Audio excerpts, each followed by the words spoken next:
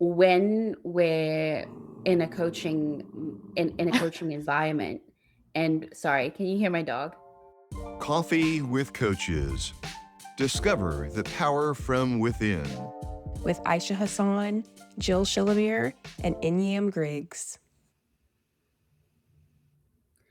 Hi, welcome to Coaching with That stays in. Oh yeah. okay. I'm so sorry. I like immediately f***ed it up. Wow. Got this. Okay. Okay. I'm proper ready now. I promise. Okay. Can I just go whenever? Yeah, because I'll Okay. just Okay. Hello and welcome to Coffee with Coaches. My name is Aisha Hassan. My pronouns are she and her, and I run collaborative coaching, and I'm joining you from Fort Worth, Texas in the US. I'm joined today by two of my dear friends and colleagues who I'll invite to introduce themselves. Over to you, Jill. Thanks. Why am I surprised? I'm here too. My name is Jill Shillabeer. I am based in Amiskwaci, Waskahikan, which is colonially known as Edmonton, Alberta, and I use she and they pronouns. I should probably say my company. Oh, it's going to be a good day. Shillabeer Coaching and Consulting. That is the company I work under, and it's where I coach. Inyam, over to you. awesome. I'm Inyam Griggs. Not surprised by that. My company is OG Coaching and Consulting. I am principal and chief. And one day I'll tell the story about how my dad told me I need to change my title, but not today. So that is me. Teaser. I like it. Yeah, Dad stories are always welcome. yeah, exactly. So this podcast is all about coaching, and we are so excited to have our first ever guest on the pod to help us navigate the coaching landscape. Today we have with us Ben Day. Over to you, Ben. Thank you, Aisha. My name is Ben. I am the founder, coach, and advisor for the Elephant Room. I'm based in St. Louis, Missouri, and thank you for having me on the podcast. Thank you for being here. So glad you're here, Ben. Yep. All right. So I think that's my cue. I was like, did my screen freeze? No, just me. I froze. All right. So we have a really cool topic. It's something that came up in our first webinar, which Ben was so gracious to join. And we were kind of throwing around this word of agency. And Ben said, I think we should talk about that a little bit more. I don't know that everybody is as familiar or comfortable with using this language as you three were. And so that's our topic today. Yeah. And all right, so I think I'm gonna just kind of roll with it. And I'm looking at Aisha. Yeah. Agency. Kind of curious what your first interaction with that concept was. That's such a good question. And it kind of brings me back to when I was tiny little child, Aisha, and realizing for the first time, and this may be identifiable to other people, but the first time that I was like, oh, I do not have to let all the weird aunties and uncles like squish my face. I have agency. Wasn't the word I was thinking of, but that's kind of like the first thing I think of when I'm like, think of agency, and my first experience was I have the ability to engage in the way that I want to engage. And that kind of ties back into how I think of agency today, which is really, what do I have within my power that I can actualize? And so that's just kind of like what comes up for me when I think of like the first recognition of agency that I've ever had. I come from a mixed race and cultural background, but like the South Asian side of me, everyone's up in everyone's business. But then I was kind of like, wait a second, I don't have to let everybody squish my face and kiss me. And that felt really good.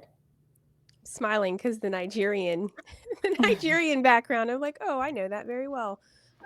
Everyone's your auntie and your uncle. And yes, I have all the time that you need right now for whatever you need it for. But I'm going to be maybe slightly annoying. And Do you it. talked about, agency, and you linked that to being able to actualize. And I don't want Ben to come back and say, well, you're just throwing around another word here. So if you could maybe like talk about the relationship between the two, or maybe define actualize. I don't think I'll do it, Oxford dictionary like actual definition. But when I think of actualizing, I think of like bringing into being is kind of what comes up for me. So for me, it was, having this dialogue in my head as tiny little like 5-year-old Aisha. I don't know if I'm good with this level of like, public display of affection. And being able to be like, I'm going to actually not be here for this introduction and I'm going to remove myself because I have that ability. So it's kind of like actualizing and bringing into being what I want to be. I don't know if that made any sense. It made sense. I paused because I was thinking it really only needs to make sense to you. I feel that way about a lot of things. Like, it's okay. It makes sense to me. I say that to Dre all the time. But it did make sense. What about you, Jill and Ben? Did that make sense to you, either of you? It makes sense to me. My background is obviously different, but I grew up where agency wasn't in the vocabulary. It wasn't part of the stuff we talked about. We talked about independence. We talked about making good decisions. We talked about, being your best advocate, doing things that are proactive and helpful, but agency never came into the discussions. And then as I've moved through my career, I've worked in a variety of different areas and industries, but they were never directly focused on agency specifically, but it shows up in different ways. So when I came into coaching, I was learning about agency as a term. I'm familiar with the concepts and what it means, but as a term, it wasn't one that I had been used to hearing. So to me, when I came into this program to learn to be a coach, it sounded sort of like jargon to me in a lot of ways. So that's where some of my questions came from about how are you guys using this word? Where does it fit into the process? And what does it really mean to each of you? Yeah. And Aisha, the way you described it makes sense to me too. And Ben, I really appreciate that, because I think when I think about agency, and I mean, I'm not going to go into my childhood because I was a spirited child. So agency was not a conversation. I did what I wanted, whether that was acceptable or not. Didn't become, well-behaved until later in life, and then have since let that go too. But I think there's something about agency that's kind of unique. And it's because to me, it's the blending of things. And Aisha, you talked about this a little bit, and Inyam and Ben both kind of picked up on it. It's not just about being independent.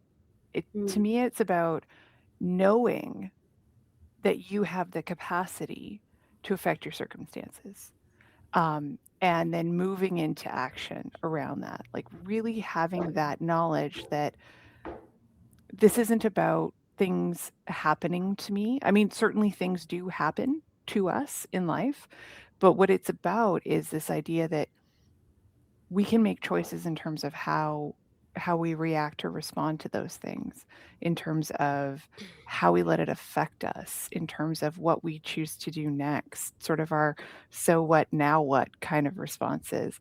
To me, that's where agency lies. So it's this level of independence and self-awareness that also then translates into action. So, as you were talking, I was thinking about, kind of like the age-old circumstance that most people will find themselves in, where you work for a corporation, an organization that has a way of doing things. And I could make the choice to come in, the office 2 days a week instead of the 5, but there are consequences to that.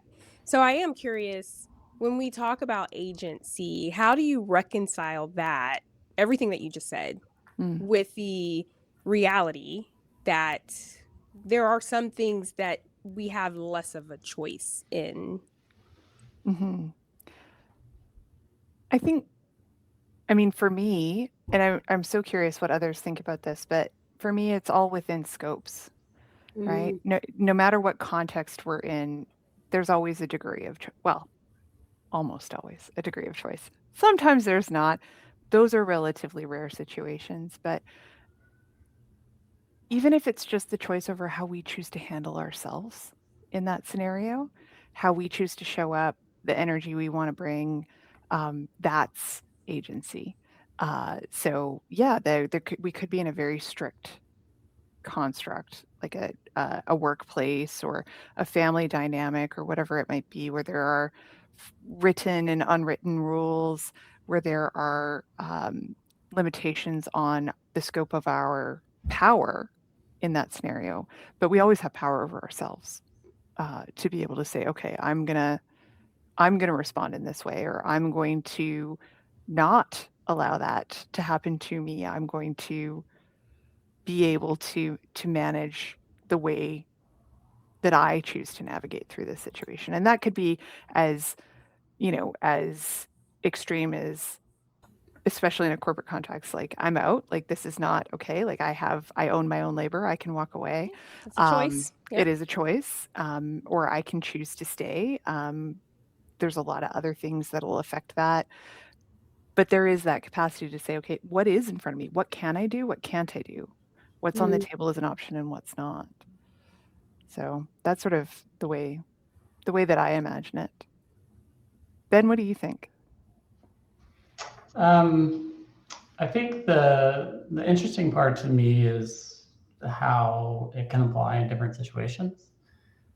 So as a manager in my prior role, I had people working for me at a variety of different tasks and different things they were doing, but they all had sort of different approaches to how they did things. And so sometimes what showed up is they were very motivated and seemed like they wanted to do all the things that corporate is asking for. And other times they didn't. And so, you get to know the people and you learn a little bit about, the rest of their story outside of the corporate sphere. And it's interesting because, sometimes they're very high agency in their own private life, but, the corporate environment has all these contexts to it, all these restrictions and things that you're required to perform within.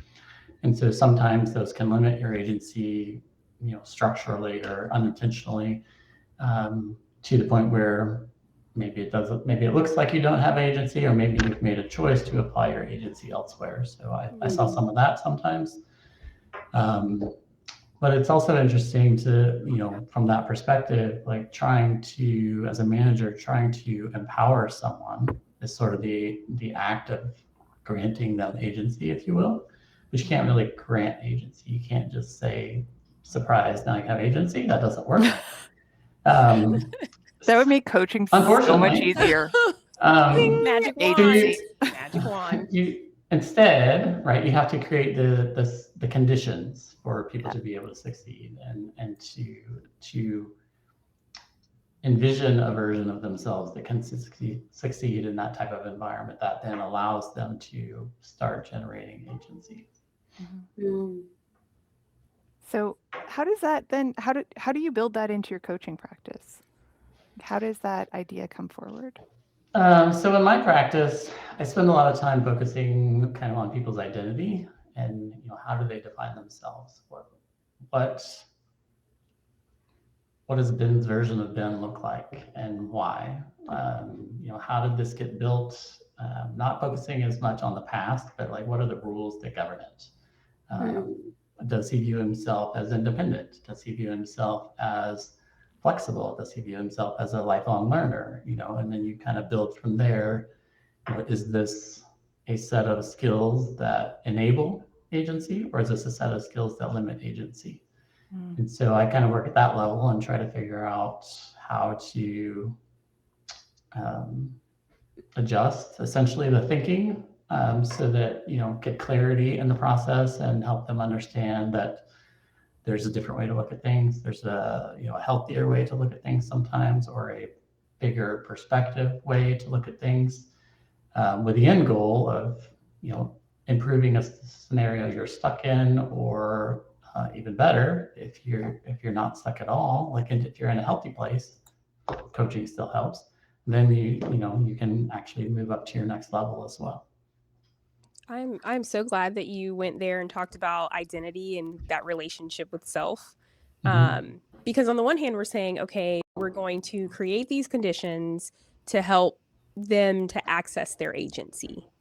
And we all know someone that will always see the glass half empty. They will always see, the limitation, if you will. And I think it's that when you help them to redefine who they are and who they are in certain context, right? Example of high agency at home, low agency at work. That's when you can sort of marry those the conditions and the person who was showing up in the conditions. And I would even argue that the conditions themselves don't change, that person changes. And so what they see, and Jill, you alluded to this when you were talking about, like, there's a sense of creativity and options, what's on the table. When that person changes who they are, they now see that glass half full. So I'm glad that you did, because I was going to challenge you on creating the conditions, but you cleared it up. Appreciate that. I'm glad you're not challenging me, but it does create a different scenario. Like, the person is changed in some ways, but it's changing their perspective. It's changing the story they tell themselves about what's possible. And once something is possible, you open all these doors. But until that point, all those doors are closed.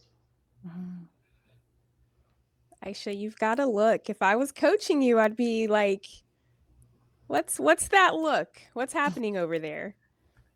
I think the thing that's coming up for me that I'm thinking about with things that both Jill, Ben, and you to an extent said is, when we're in a coaching environment, and sorry, can you hear my dog? Yeah, growling. He's like, shut up, don't say it. I know you want to say it, but don't do it. Podcast live, all good. But the question I have is, where does privilege and positionality come into this conversation of agency? Because, Jill kind of alluded to it, that yes, most of us may have agency, but it also comes down to the level of privilege we have in our lives and in our circumstance, or in this like closed environment, considering like a work scenario or a home scenario. Because I would argue that some folks have more agency than others. Inium, do you want to go ahead? Yeah, so when we're talking about agency, we're talking about the capacity to act and represent oneself. That's how I see it, within a system. And so that privilege just becomes another element of that system. Someone else has the privilege that I don't have. It's just a function of the system that we're operating in. And so I would gently challenge that one person has more or less agency. And I tend to think of agency as a byproduct of the mind. Like, how are you thinking? Even if you lock me in a room, or I won't use that example. I was going to say lock me in a room and like I can't go anywhere, right? But like let's bring it to something that people could relate to. If I'm working in an organization where I'm a middle manager, and so I don't have a budget that they have, maybe I have a little more micromanaging happening to the work I'm doing. I'm not getting paid as much, et cetera, et cetera. I still have the choice to say and create and think in my mind, okay, what's good about this situation? I don't have anyone that I'm managing. I'm just responsible for me. That's actually a positive for me. What am I going to do with this latitude that I have? I have now this capacity to maybe take on an extra project that will give me visibility, to create something, to find whether it's a mentor or a sponsor. And so I still think it's a glass half full, glass half empty. And then from that choice in the mind, what do I now want to do? Like, what are the possibilities that I want to see? And how do I want to maneuver or pull the different levers of all of these possibilities that I see? That's so interesting. I think there's so many different aspects to it. And when we start to like apply different levels of power or privilege to the conversation,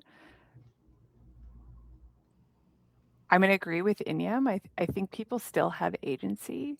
It's their freedom to enact the agency that becomes a question. Is that you can still make the choice, but your consequences of making the choice are going to be different. The influence that you have with the choice that you make is going to be different. Because I think that the thing that most people can get stuck on, I don't want to say that most people do, but most people can get stuck in is this belief that there is no choice. And that is going to be different in every situation, every person, every location, be that, physical or social, every work environment, every day, really. This can show up in different ways for different people. And it's really easy to forget that we are in charge of us. And so even though I'm challenging Inyam a little bit, I'm still agreeing as well, because that knowing of self and knowing of what we can do to make a difference for ourselves in different situations, it's not just happening to us. We have that capacity to do something. Might not be obvious on the front, but it can show up. And I think that's the power that comes in coaching, is we ask people, we challenge people to think about, okay, well, here we are. You have a preferred future you would like to move towards. What can you do about it? What's within your power? And you are the master of your own life. You know all the complexities. You know the degree of power, privilege, influence that you have. In that construct, what can you build? And I like your challenge. I think I think I agree. I think it's like Aisha would say, it's both and, right? So I do think that we're not limited.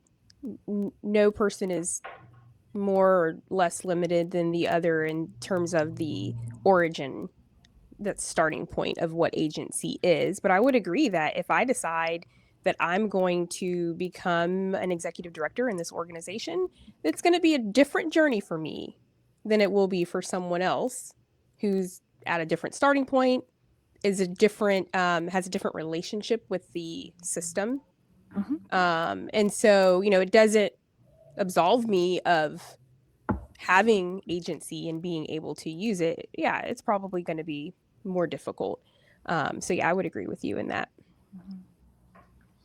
I think one of the interesting things for me about the process of creating agency, especially as it relates to positions of power or privilege, part of the components of agency, like you have to be autonomous at some level, right? You have to be able to make your own independent decisions to do whatever you want to do.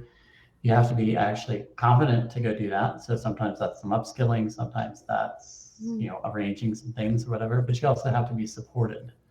And so when we talk about having the right conditions to create agency, this privilege one is one where the support maybe is not there to be able to do that. So you can still have agency, but it becomes more of a constrained agency, I think.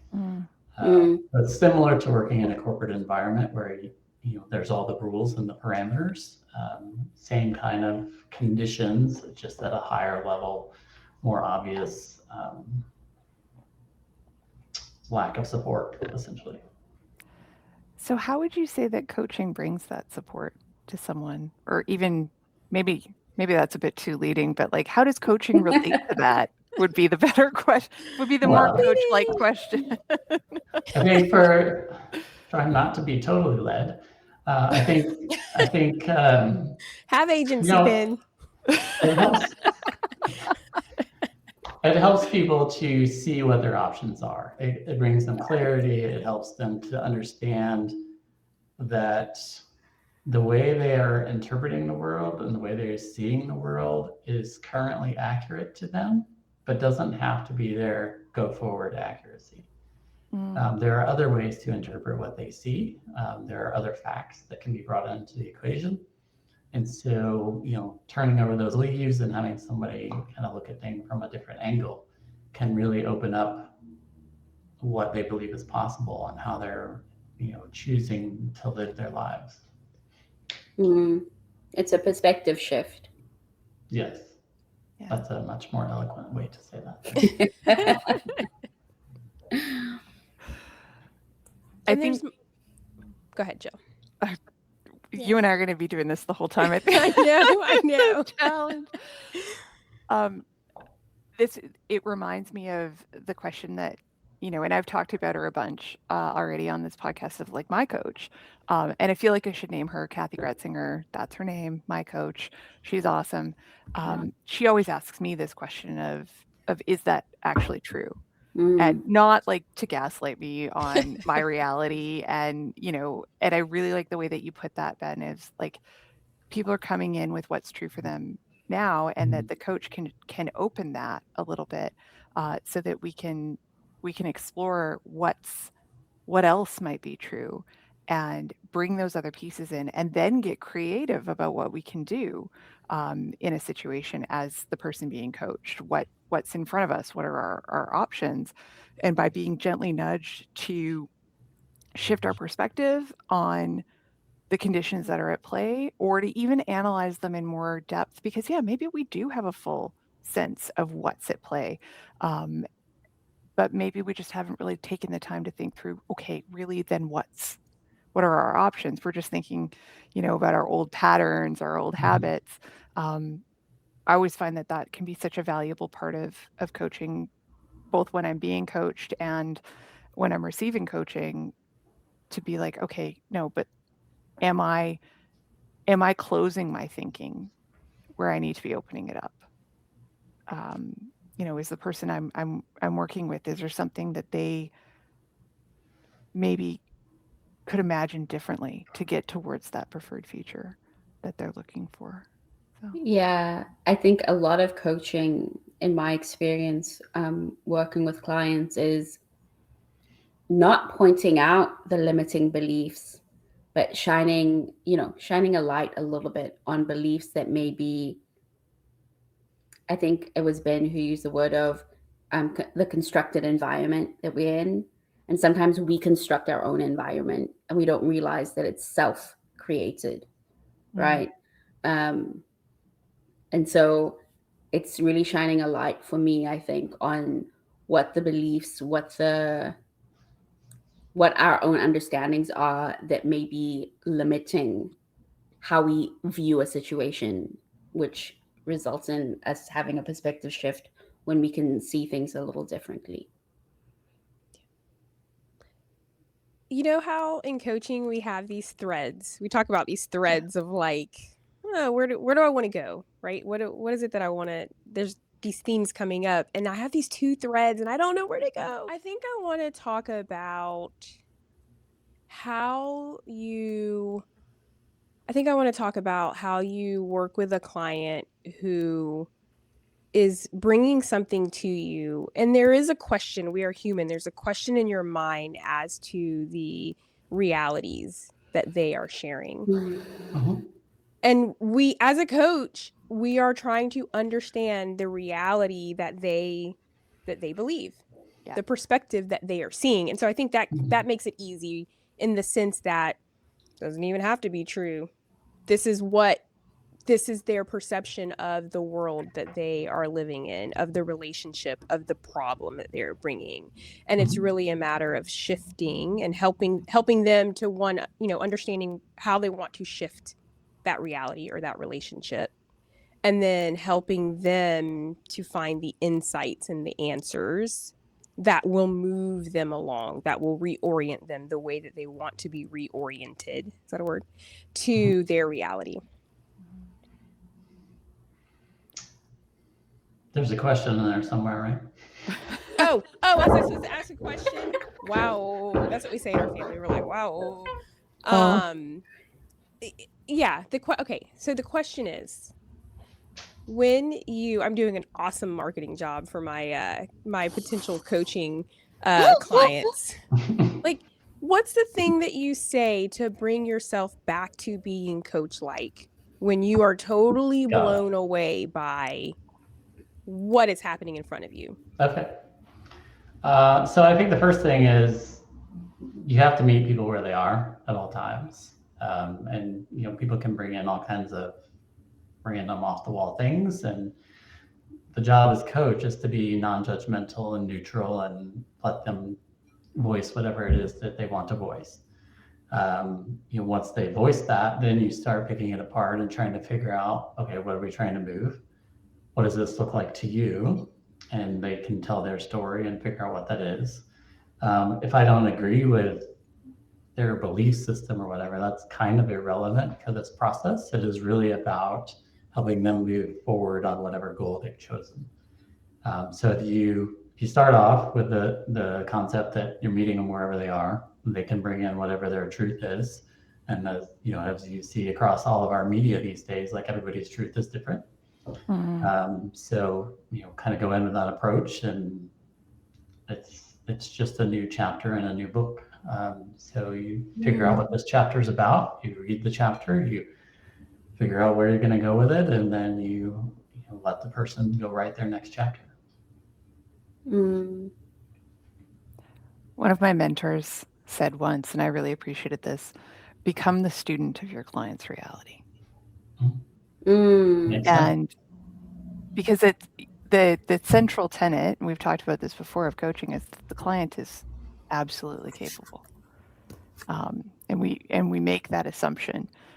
So that's not just capable of having agency, but it's capable of understanding the scenario around them. And yeah, there might be things that we would perceive differently, but yeah, I like to come back to that phrase of become the student of your client's reality, because yeah, I might bring my perspective to it, but that's going to be loaded with my experiences and my knowledge and my belief systems, and those aren't helpful to the client. So I feel like it can be in certain situations but more challenging than in others. And I like that you tied it back to, like, what about people we know, and the scenarios they might be experiencing. It's like, yeah, it can be a little bit more challenging, especially people we're closer to. And I think that's why, there are ethical parameters around who we do and don't coach. I've had to turn down a paying coaching client because it's somebody that there's no way we could have had an unbiased conversation with each other. And it's not because we don't like each other. It's not a negative thing. It's just we have a history that is going to say, can't do. And we just, I think it's, beholden on us in those situations to make sure that we're keeping that agency conversation forward, and thinking, okay, this person is the main character in their own life, as we all are the main character in our own life. Yep. And what are they wanting? Just like Ben was saying, like, what is their goal? How can we help them think that through, be that thinking partner for them, and try to, unless there's another ethical issue, right? If somebody's perpetuating harm, those types of things, that's a different story. But how can we bring them to a place where they can achieve the goals they want to achieve? Yeah. And I think I want to touch on, a little while back, we were talking about shifting people's perspectives, right? And, broadening and allowing people to see things differently. And now I feel like we've shifted to what they see as all that matters. And I think both happen and both are true.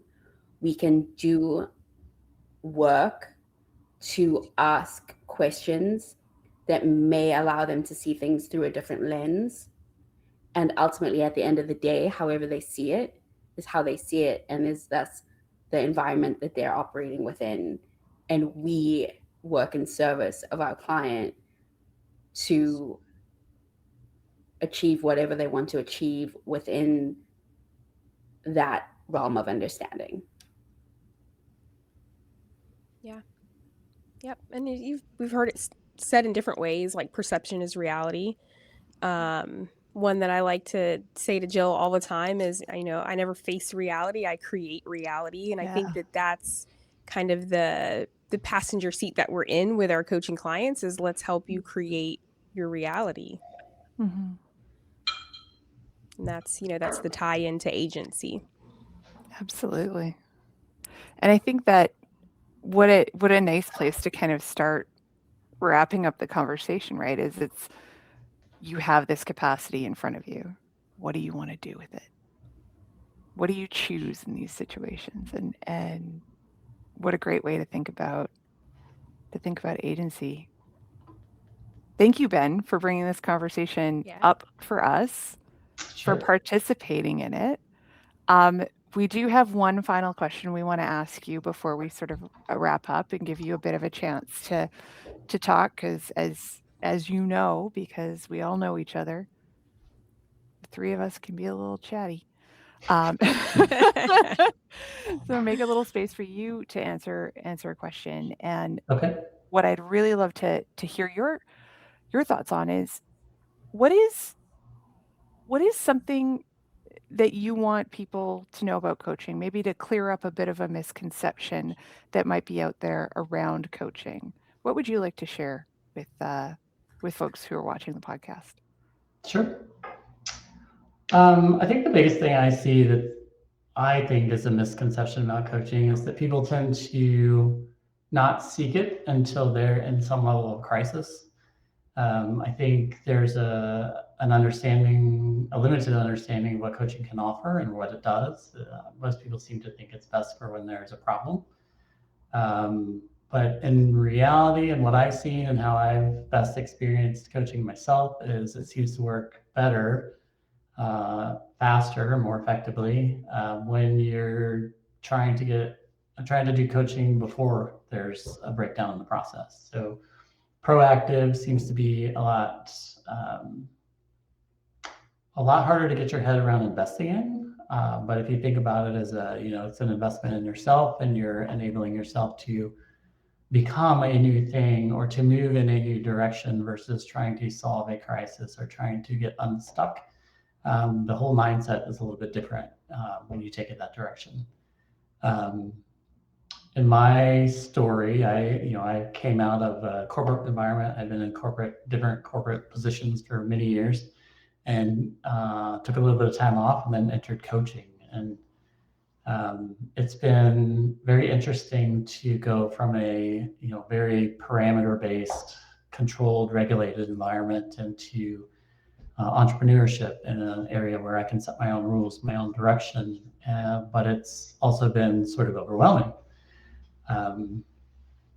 So the ability to take that while I'm in a good place, nothing's broken. I have agency, I have some opportunities, but there's a lot of things to sort through. There's a lot of direction to choose. There's a lot of who am I becoming? And I think for me, coaching has been super helpful on the who am I becoming piece, so that that can evolve, and that can, like, you can have somebody to help kind of think through that, help bounce ideas off of, help talk through some of those things.